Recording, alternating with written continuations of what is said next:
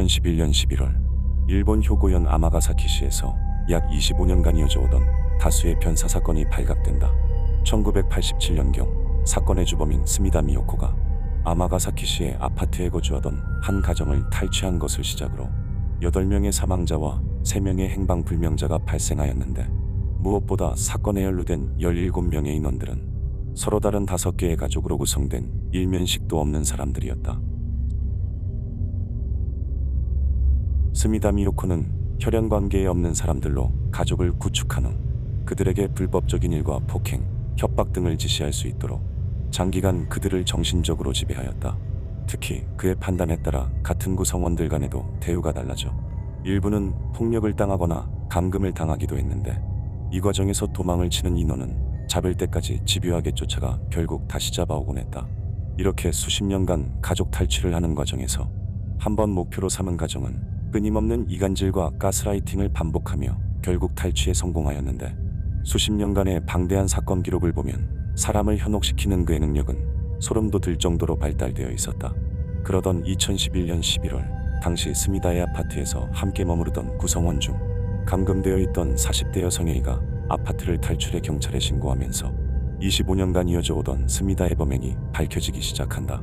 A에 대한 상해 혐의로 스미다가 체포된 후 학대를 당해 사망한 A의 어머니 사건이 밝혀지게 되는데, A의 어머니는 스미다에게 가정을 탈취당한 뒤 그에게 미운털이 박혀 식사 제한과 학대를 당하였고, 이로 인해 체중이 22kg에 이르게 되면서 목숨을 잃게 되었다. 이전까지 단순 감금 사건으로 여기던 경찰은 연계되어 밝혀지는 사건들의 이상함을 느껴 스미다가 이루고 있는 가족 구성원들에 대해 집중적으로 수사를 하는데, 이에 그동안 스미다의 그늘 아래 갇혀있던 가족 구성원들은 하나둘씩 입을 열기 시작한다. 우선 스미다는 한 건의 상해치사죄로 기소되어 재판을 받았는데, 이후 2012년 12월경 그는 앞으로 밝혀질 범죄를 의식한 듯 감옥 안에서 스스로 목숨을 끊는다. 하지만 당시 스미다의 마지막 선택을 두고 많은 의혹이 있었는데, 그는 3인실의 방을 쓰고 있어 바로 옆에 사람이 있었고, 교도관에 의해 스미다의 행위가 일찍 발각되었었다. 하지만 그들은 스미다의 행동을 알아챈 뒤에도 약 10분 후에나 대처를 하였는데, 마치 그의 죽음을 방치하는 듯한 이 모습에 스미다의 입을 막으려는 익명의 권력자가 뒤에서 조종한 것이 아니냐는 추측이 난무하기도 했다.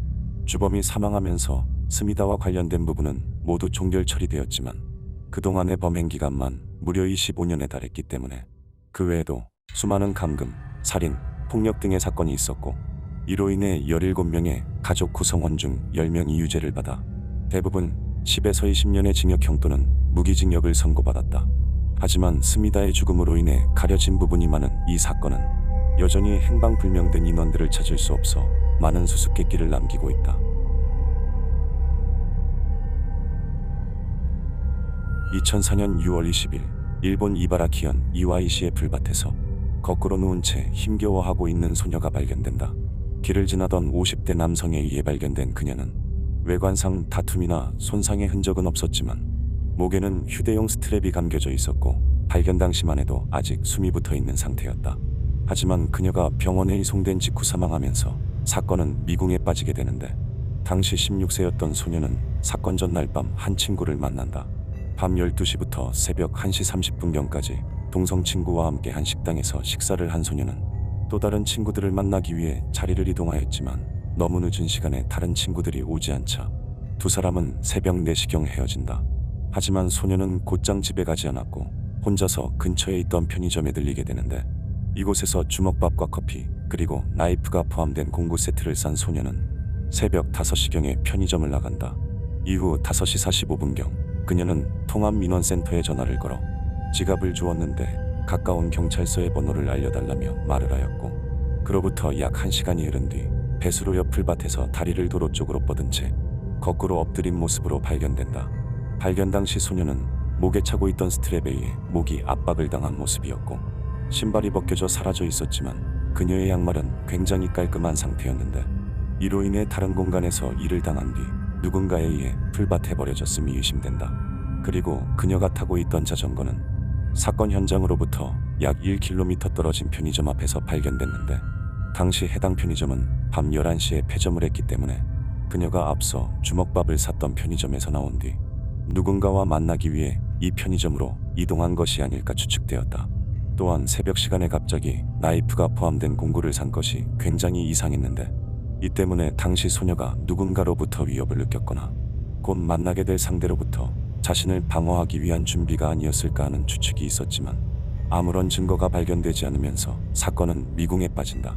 사실 소녀가 앞서 편의점 건물을 막 나섰을 때 편의점 바로 앞에서 흰색 경차를 탄 젊은 여성을 만났고, 그 여성과 얘기를 나누는 것이 목격되기도 했는데, 해당 여성이 누구였는지 이후에 둘이 함께 이동했는지는 알 수 없었다. 그러던 중 당시 소녀가 만나고 있던 36세의 스리랑카인 남자친구가 용의선상에 오르기도 했는데, 일본에 불법 체류 중이던 그는 불법 체류 혐의와 살해 의심으로 곧장 경찰에 체포되어 조사를 받았지만 결국 혐의가 없는 것으로 밝혀졌고, 그렇게 사건은 여전히 미스터리로 남아있다.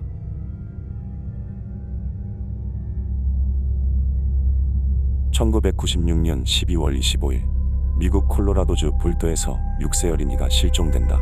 동시에 집안에서는 소녀의 몸값을 요구하는 메모가 발견되었고, 이에 가족들은 괴한들의 납치를 의심했는데, 그런데 소녀가 실종된 지 약 7시간 후 실종 사건은 곧 사망 사건으로 전환된다. 1990년 8월 6일에 태어난 존 베넷 램지. 당시 유치원생이었던 소녀는 어린 시절부터 남다른 미모로 다수의 미인 대회에서 1등을 하는 등 행복한 유년기를 보내고 있었다. 그러던 사건 당일 오전 5시 50분경 딸의 실종 사실을 인지한 베넷의 어머니는 즉시 911에 신고를 하였고, 동시에 부엌 계단에서 2페이지 반 분량의 편지를 발견했는데, 편지의 내용은 다음과 같았다. 우리는 현재 당신의 딸을 데리고 있다. 딸을 되찾고 싶다면 우리의 말을 따라야 한다. 내일 오전에 전화를 할 테니 돈을 준비하라며. 그들은 정확히 11만 8천 달러를 요구하였는데, 해당 금액은 베넷의 아버지 존이 작년에 받은 크리스마스 보너스와 동일한 액수로, 이것은 회사 관계자 또는 가족들만이 알 수 있는 내용이었다. 메모가 발견되면서 수사는 납치에 의한 실종 사건으로 초점이 맞춰졌고, 경찰에 의해 집안이 샅샅이 수색되었지만 외부인의 침입 흔적이 단 하나도 발견되지 않으면서 가족들 또한 용의선상에 오르게 된다. 이때까지만 해도 모두가 납치 사건으로 생각하고 있었기 때문에 베넷의 집에는 수많은 수사팀과 위로객들이 드나들고 있었고, 이로 인해 수사팀은 추후 베넷이 지하실에서 발견된 후 집안에 남겨져 있었을 수많은 증거들이 오염됐음을 깨닫는다. 오후 1시경 집안을 한 번 더 수색해보기로 한 수사팀과 가족들은 집안 곳곳을 함께 돌아다니며 확인하던 중 지하실에 있던 잠긴 철문을 열고 들어가는데, 그곳에는 입이 테이프로 감겨진 베넷이 누워 있었다. 베넷의 목과 손목에는 줄따 위에 묶였던 흔적이 남아 있었고, 몸은 흰색 담요로 덮여져 있었는데, 딸을 발견한 아버지 존은 즉시 베넷을 안고 2층으로 올라간다. 하지만 존의 이 행동으로 인해 범인을 특정할 수 있는 마지막 범죄 현장이 완전히 오염된다. 부검 결과 베넷은 목의 압박으로 인한 질식으로 확인되었고, 머리를 심하게 가격당해 두개골에서도 골절이 발견되었지만 다른 신체 부위에서는 결정적인 특이점이 발견되지 않았다. 그런데 베넷의 속옷에서 발견된 혈액 샘플에서 신원을 특정할 수 없는 남성의 DNA가 검출되었고, 그 외에도 여러 위치에서 동일한 DNA가 검출되었는데, 안타깝게도 해당 DNA는 수사기관이 보유하고 있는 수백만 개의 샘플 중 일치하는 항목이 없어 누군가를 특정하는 것이 불가능했다. 동시에 수사팀은 베넷의 부모를 주요 용의자로 지목하여 굉장히 깊은 수준의 법의학적 수사를 하였지만 1997년 4월 결국 두 사람은 모든 혐의로부터 무죄를 받는다. 불과 몇 시간 전까지 함께 얘기를 나누던 딸이 다른 장소도 아닌 집안에서 사망했음에도 불구하고 범인을 특정할 수 있는 증거는 단 한 개도 발견되지 않았는데, 그렇게 수년간 제자리 걸음을 하던 수사팀은 우리는 1000명 이상을 인터뷰하고 19개 주를 이동했습니다. 범죄 현장에서 회수한 DNA의 분석 내용에 대해 전국의 여러 연구소와 논의가 있었습니다라며 2022년 11월 본격적인 재조사에 돌입할 것임을 발표하였다. 오늘 영상은 여기까지입니다. 영상이 마음에 드셨다면 좋아요만 부탁드립니다. 시청해주셔서 감사합니다.